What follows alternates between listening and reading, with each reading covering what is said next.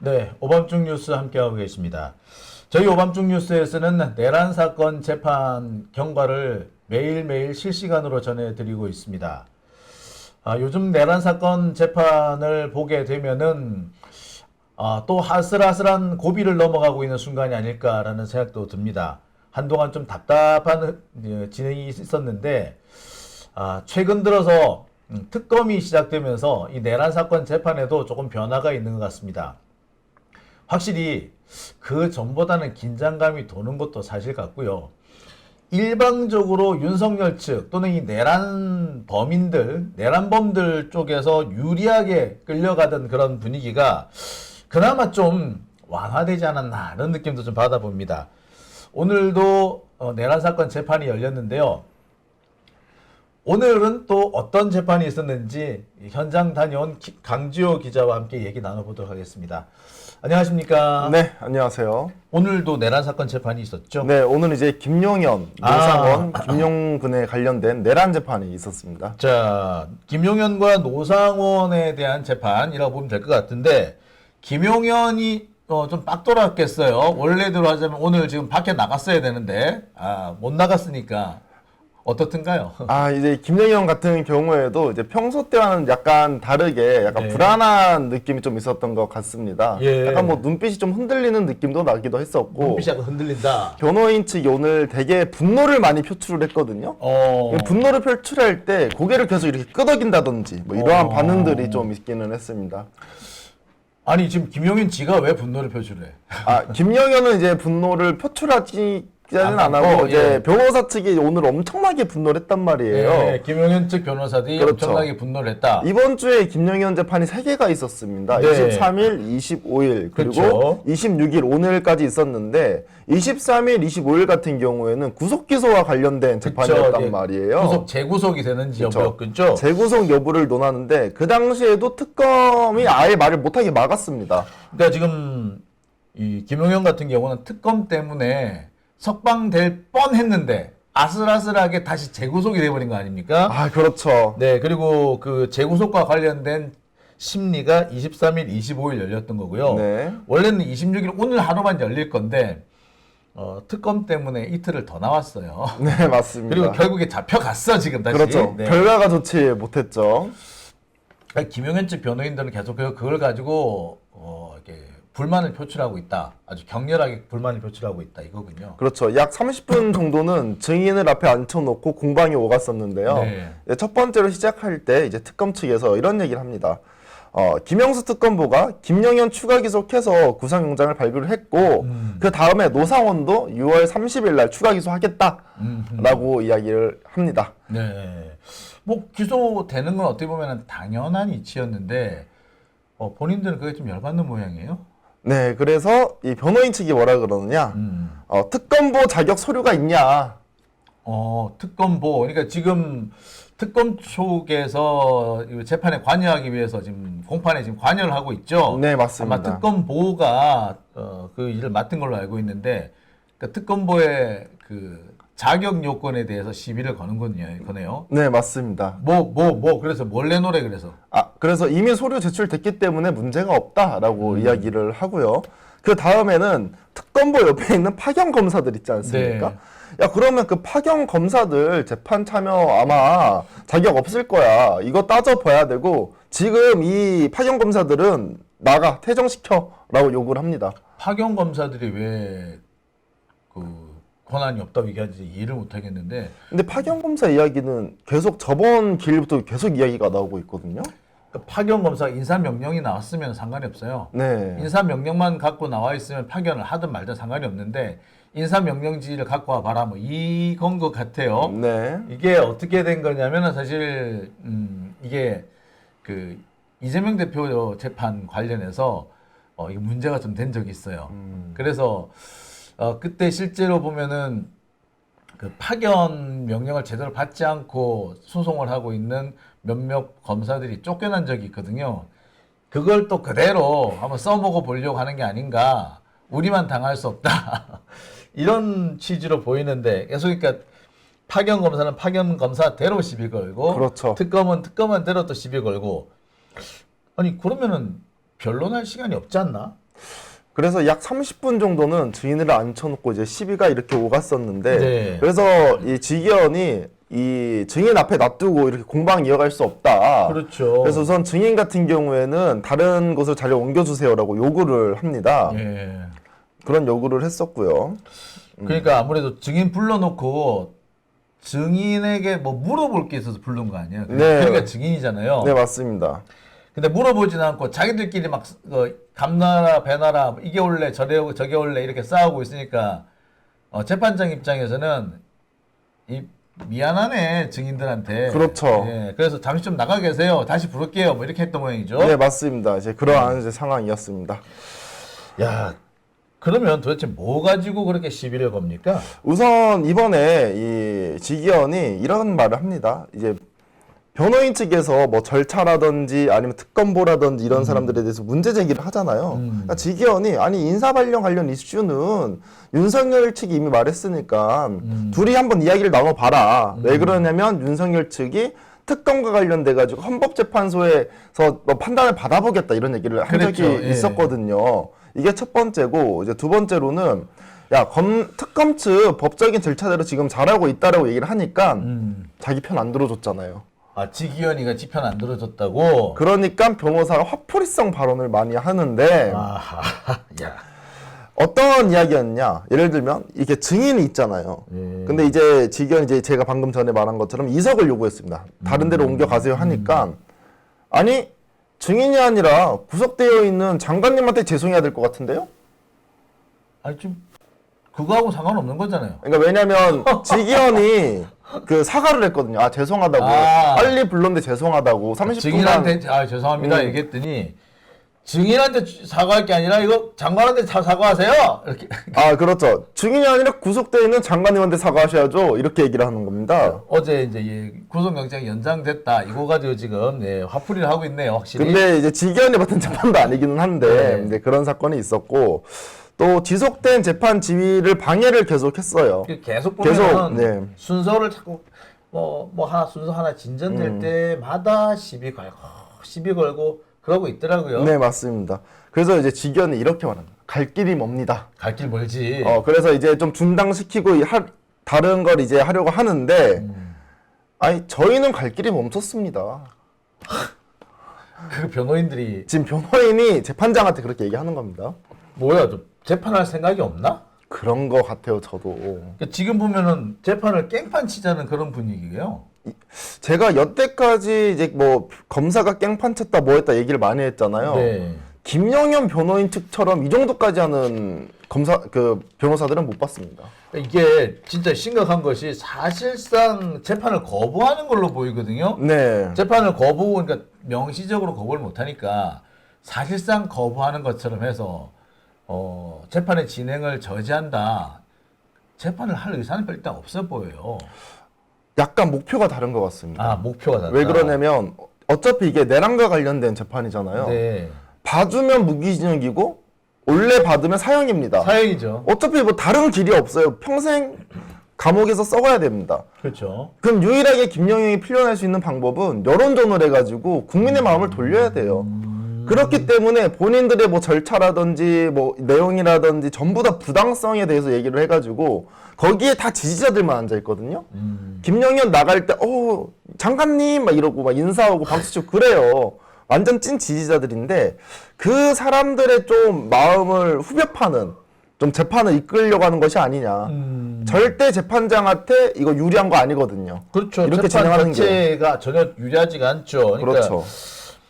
사실 재판 지려고요 하는 거예요. 이거는 재판 지려고 하는 건데 아무튼 네.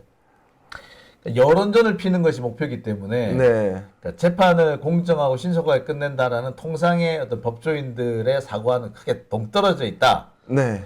이게 제가 왜 더 느꼈냐면 어제 김영현 변호사들이 네. 구구 유튜브에 나와가지고 그 김영현이 지금 감옥에 있잖아요. 거기 예. 앞에 가서 방송을 하고 있더라고요.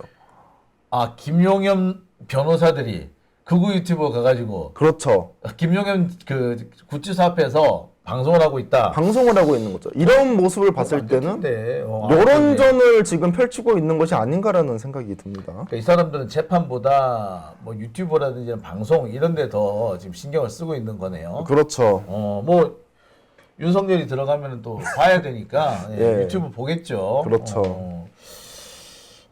그래서 그 목표가 다르기 때문에 저렇게 행동 양식에도 차이가 온다. 좀 이상하긴 이상해. 이렇게 물론 국힘당 쪽 그 정당들이 조금 이상하긴 했지만 네.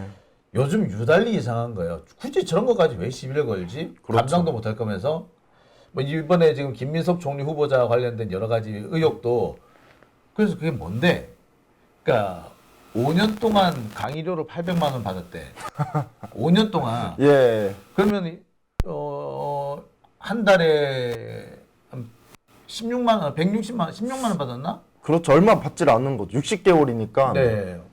그러니까 이렇게 조금 받는데 이걸 가지고 뭐 뇌물이네 아니네 이렇게 시비를 거면 사람들이 얼마나 우습기도 하겠어요. 참. 그래서 목표가 다르다. 네, 목표가 다르다. 네. 얘네들은 그러니까 일단 직권이 목표고 직권하게 되면 우리가 다 해먹는다. 그렇죠. 예. 참 씁쓸하네. 예. 자, 또 어떤 얘기들이 있었나요? 네. 그래서 추가 기소와 관련된 내용은 이제 여기서 마무리가 되고 한 30분 정도 진행을 해서 이제 국방부 일반 명령이라는 게 있다. 일반 명령이요. 예, 일반 명령을 이제 관련돼서 이 오영대 국방부 인사기획관이 이제 증언을 하게 되는데요. 네. 우선 검사 측에서 이제 이런 식으로 물어보게 됩니다. 김영현의 계엄 이후에 오영대 국방부 인사기획관에게 국방부 일반 명령서를 이제 전달을 했고 그 명령서에는 장군부터 부사 간의 인사와 관련된 것 그리고 지원과 관련된 부분이 있었다라고 그렇죠. 합니다. 근데 증인 같은 경우에는 인사 담당이기 때문에 인사만 관리하고 군수와는 관련 안 해서 이걸 찝으면서 이 부분은 저희가 담당이 아닙니다라고 얘기를 했대요. 근데 이 일반 명령서가 상당히 이례적이었다라는 거예요. 그렇죠. 왜냐하면 이 지원과 함께 붙어 있는 것도 이상하고 본인의 업무는 장군과 관련된 인사 업무를 맡고 있는데 장군뿐만 아니라 뭐 부사관까지 아울러 가지고 인사 명령을 냈기 때문에 상당히 이례적이었다라는 겁니다. 일단 뭐 변호사 입장에서는 깝깝하죠. 그러니까 그렇죠. 보통 국선 변호인을 군 판사, 군 검사를 안 붙여줘요. 네. 왜냐하면 그 사람도 할 일이 따로 있기 때문에. 근데 지금 사실상 그 군 검사, 공공 검사임이지만 약간 좀 거리가 있어 보이는 윤석열 측이 거리가 있어 보이는 행보를 하고 있다. 이거에 대한 불만이겠군요. 네, 그래서 이 명령 자체가 약간 부당하게 보였다라고 해요. 왜냐하면 프로세스도 상당히 이례적이었고 네. TV를 보니까 윤석열이 계엄을 지금 하고 있고 그 다음에 이제 국회에서는 이 계엄 해제가 발의가 되지 그렇죠? 않았습니까? 그리고 이런 얘기도 했어요. 한동훈이 이 계엄이 불법적이다라는 얘기를 들었다. 방송을 통해 가지고 이걸 봤을 때 이거를 제대로 따르면 안 되겠구나라는 생각을 가졌다라고 합니다.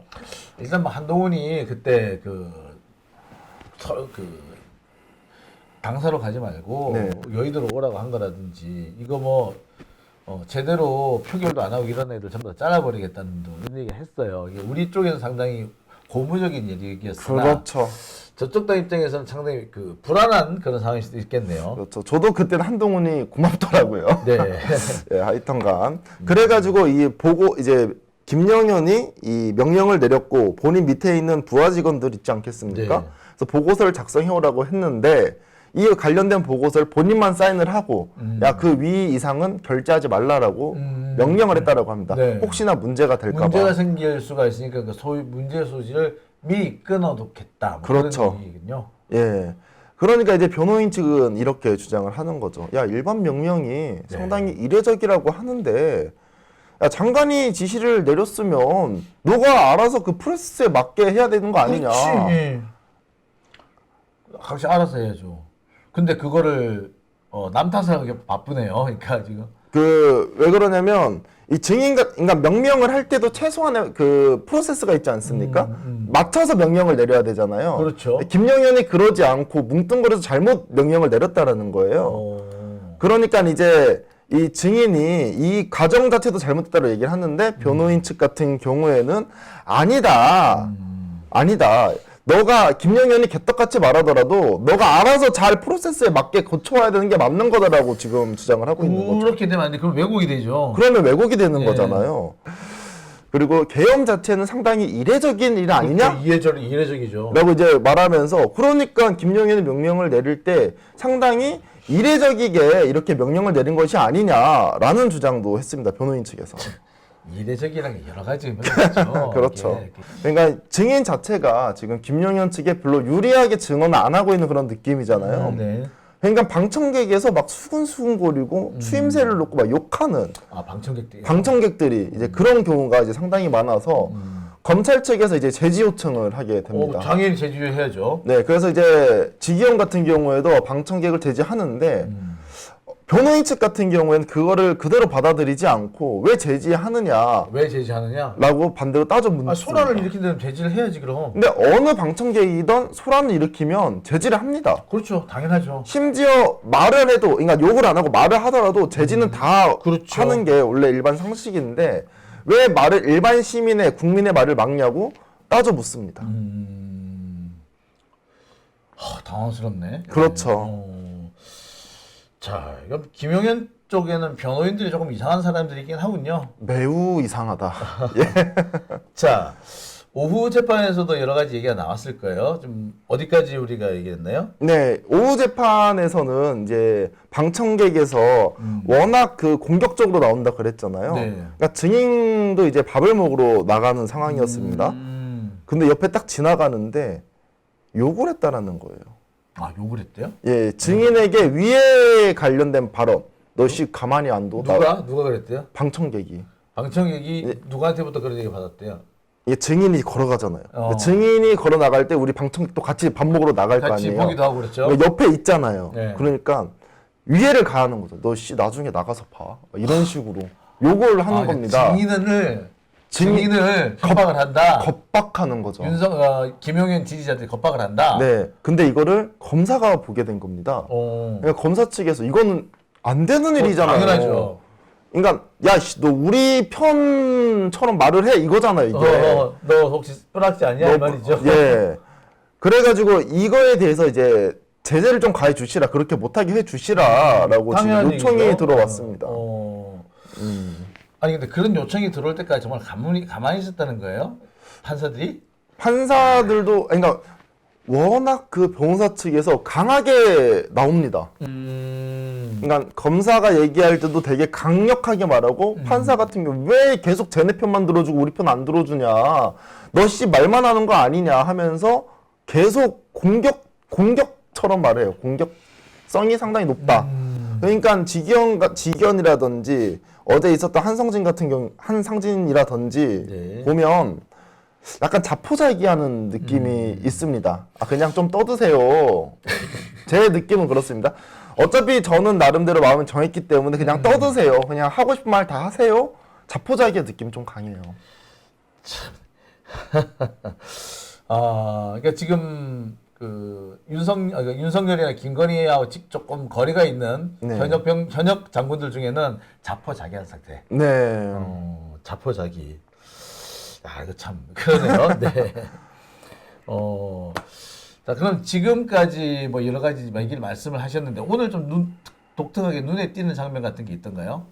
눈에 띄는 장면 같은 경우에는 뭐 사령관 임명과 관련된 이슈라든지 그리고 이 문상호 임명과 관련된 이슈, 이 두 가지를 좀 말씀드려야 될 것 같은데, 이 사령관 임명 같은 경우에도 통상적으로는 이제 상반기에 4월달, 그렇죠. 하반기에 10월달 이렇게 한다라고 합니다. 그럼요. 근데 김영현이 임명이 되면서 10월에 한 게 아니라 11월 25일 날 뒤로 늦춰졌죠. 뒤로 늦춰졌습니다. 근데 이 늦춘 것도 가장 많이 늦춘 게 25일까지밖에 안 됩니다. 26일 날 안 된다라고 하더라고요.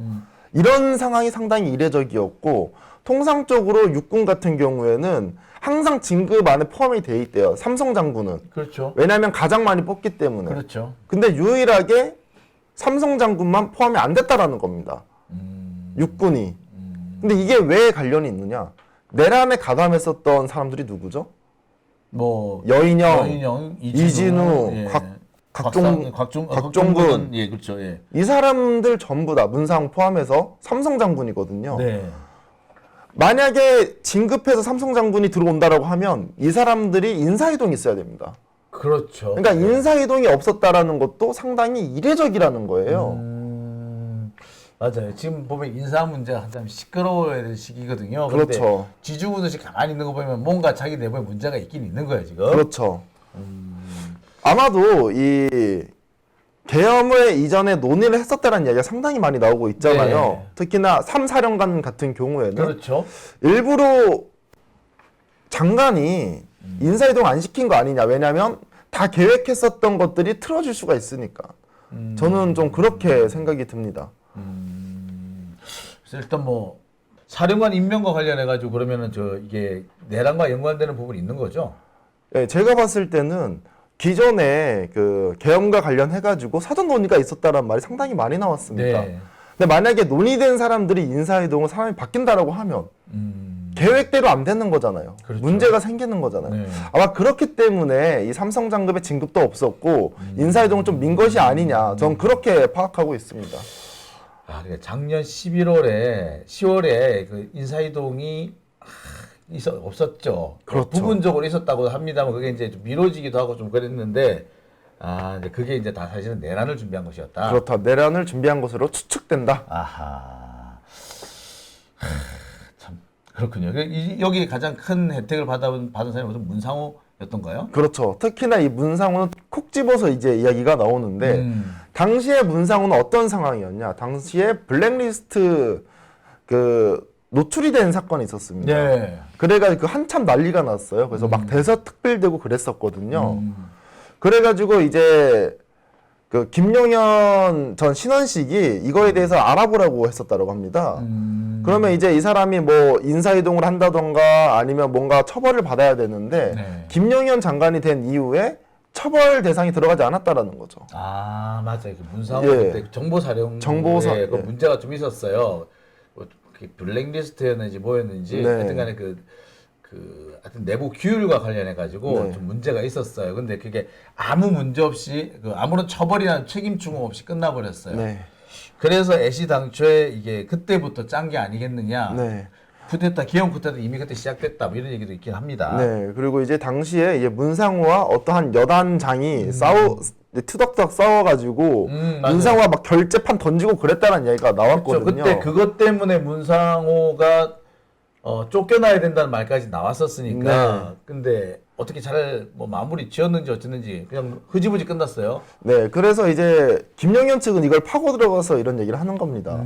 야, 이거 당시에 항명죄 아니냐. 왜냐면 문상호가 지시를 내렸는데 그 여단장이 불복을 했고 따지면서 그런 거에 나왔기 때문에 항명이기 때문에 문상호는 잘못한 게 없다. 그게 뭐가 문제가 되느냐라고 이야기를 하거든요.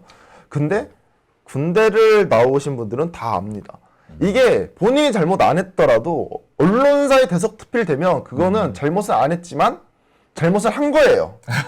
아니, 그러니까 억울하지만 맞아요. 예. 그러니까 특히나 선배님 간부를 하셨잖아요. 잘못을 안 해도 잘못인 경우 상당히 많지 않았습니까? 그렇죠. 예. 억울했지. 근데 어쩌라고 방법이 없어. 방법이 없어요. 억울해 죽겠어도 방법이 없습니다. 근데 네. 대석특필이 됐다? 그럼 문상호는 무조건 인사이동이라든지 어떤 징계를 받는 게 맞습니다. 군대 내에서는. 네. 자, 오늘 재판 전체적으로 봐서 분위기가 어떻던가요? 분위기는 원래도 김영현 측 변호인들이 중간중간에 끼어들면서 검사가 말하는 거를 막는 경우가 상당히 많았습니다. 많았죠. 예. 근데 김영현이 추가 기소되면서 다시 감옥으로 들어갔잖아요. 네. 오늘 재판은 더더욱 심해진 것 같습니다.